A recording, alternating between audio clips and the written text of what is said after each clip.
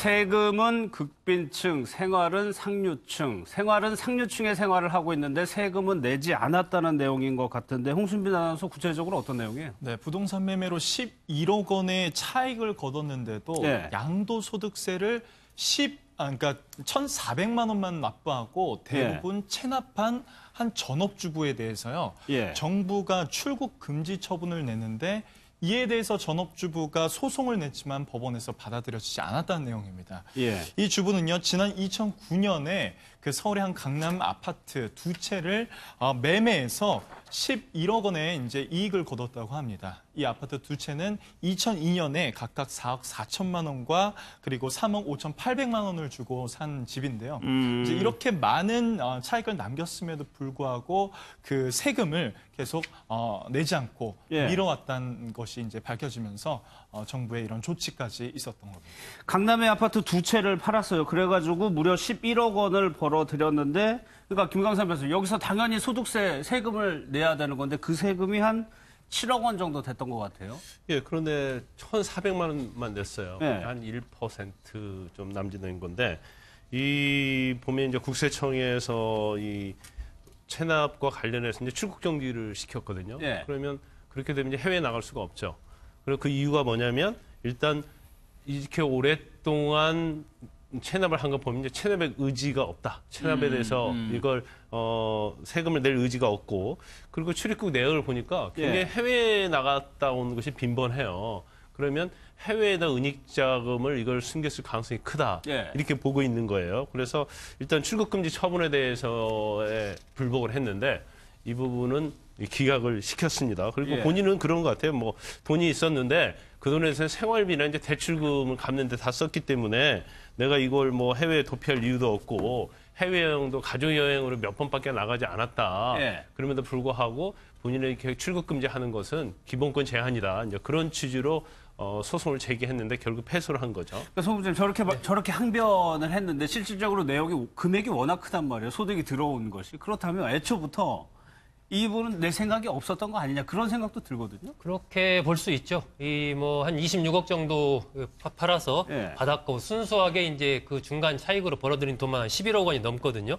그래서 거기에 대해서 국세청이 6억 9,100만 원의 양도소득세를 부과를 했습니다.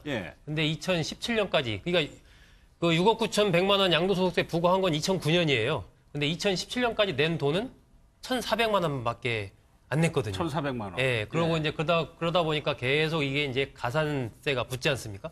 가산세가 붙어서 2017년 10월 기준으로 했을 때 거의 이제 11억 9천만 원 정도까지 이제 늘어난 거예요.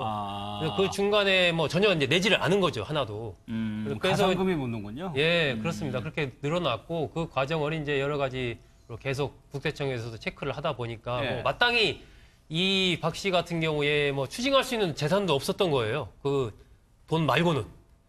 그리고 남편도 뭐 소득이 별로 없습니다. 연소득이라고 해봐야 기껏 어떤 때는 700만 원, 어떤 때는 1,500만 원, 뭐 이런 정도인 거죠. 근데 가족들은 해외여행하고 자녀들은 해외에 가 있고 이러니까 뭔가 낼 마음이 없다라고 이제 생각을 할 만한 그런 여러 가지 조건들이 그렇습니다. 그럼 이 교수님, 이런 문제가 세금은 납세 의무라고 해가지고 반드시 내야 되는 건데 다른 거 생활비 쓰고 다른 뭐 대출 갚고 뭐다 후순위로 밀렸거든요.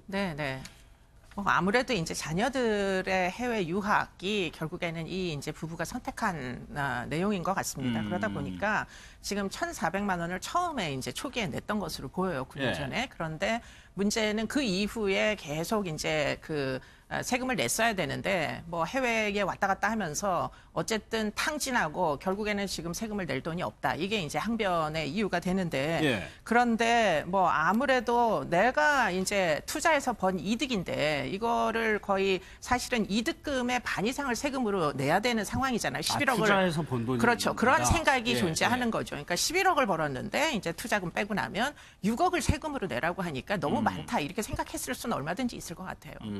근데 양 변호사는 사실 이렇게 세금을 안 내는 경우가 굉장히 많단 말이에요. 강제로 어떻게 징수할 수 있는 방법이 없어요? 이게 이제 강제로 징수를 하려면 사실은 그 명의자의 어떠한 재산이 사실 잡혀야 되는데 예. 왜냐면 그게 잡히지 않으면 사실은 뭐 그 사람이 현금을 얼마나 가지고 있는지에 대해서 굉장히 파악하기가 힘들고 은닉을 철저하게 해버리면 실질적으로 우리가 이제 뭐 승소 판결문을 받아도 그 사람의 명의 재산이 없으면 강제 집행하기가 어려워서 정말 휴지 조각 같은 판결문이다라는 얘기를 하거든요. 그거와 같은 상황이라고 보입니다. 근데 일단은 지금 재판부가 출국금지 결정을 하면서 판단을 하기로는 네.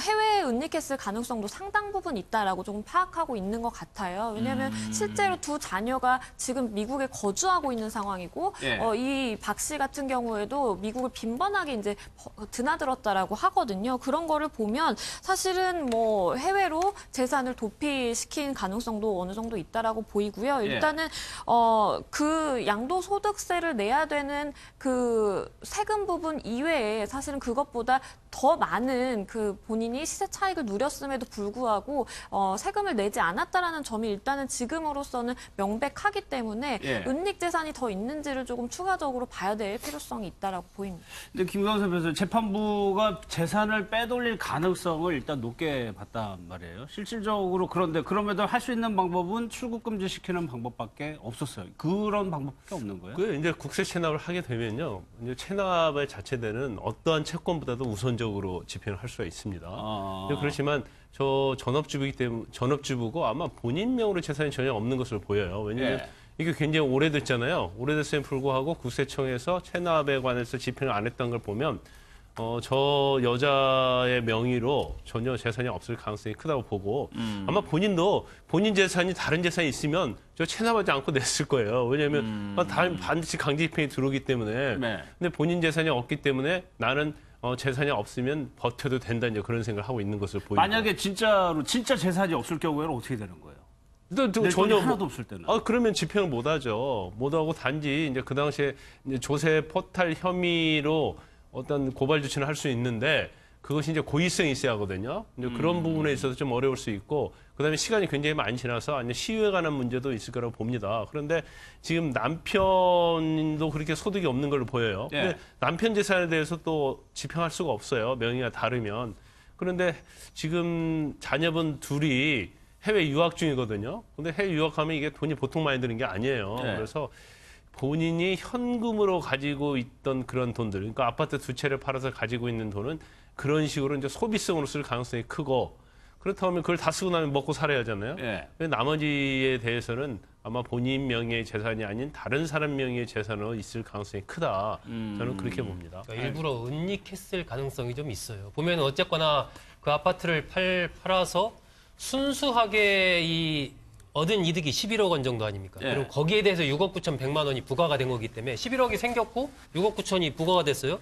그럼 11억 중에 예를 들면 6억 9천 100만 원을 내면 되는 것이거든요. 예, 근데 그렇죠. 아마 이 여성 생각에는 내가 11억 했는데 6억 9천 이거 너무 많아. 예. 이렇게 생각을 했던 것 그런 같고. 인식이 좀 깔려 있는 그래서 것 이걸 같아요. 안 내기 위해서 계속 이제 버티는 쪽으로. 그러니까 본인 명의 재산도 없고 국세청에 들여다보니까 뭐 추징할 만한 게 없는 거예요. 예. 남편도 소득이 별로 없어요. 그런데 자녀들은 해외에서 유학을 하고 있어요. 예. 가족들은 또 해외여행을 해외여행도 자주 하고. 해.